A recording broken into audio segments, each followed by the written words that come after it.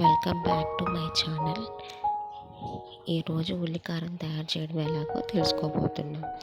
ముందుగా కళాయి పెట్టుకొని అందులో 2 టేబుల్ స్పూన్ ఆయిల్ వేసుకొని తర్వాత తాలింపు గింజలు వేసుకొని అవి కొంచెం బ్రౌన్గా వచ్చిన తర్వాత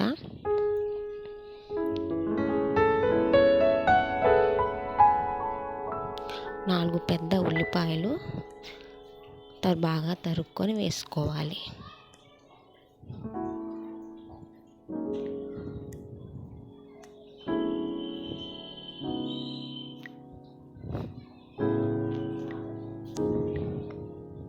తర్వాత కొంచెం కరివేపాకు,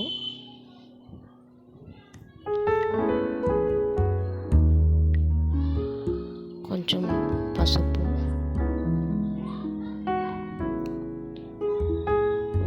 వేసుకొని బాగా కలియబెట్టుకోవాలి.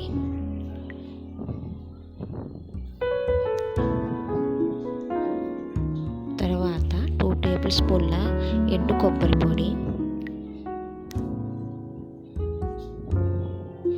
2 టేబుల్ స్పూన్ల కారము వేసుకొని బాగా కలుపుకోవాలి.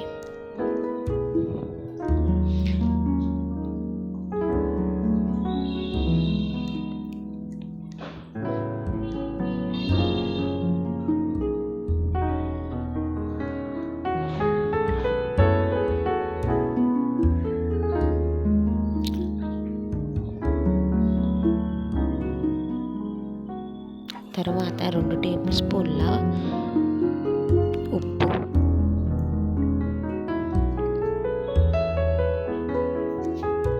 కొంచెం చింతపండు కలిపి బాగా కలియబెట్టుకోవాలి.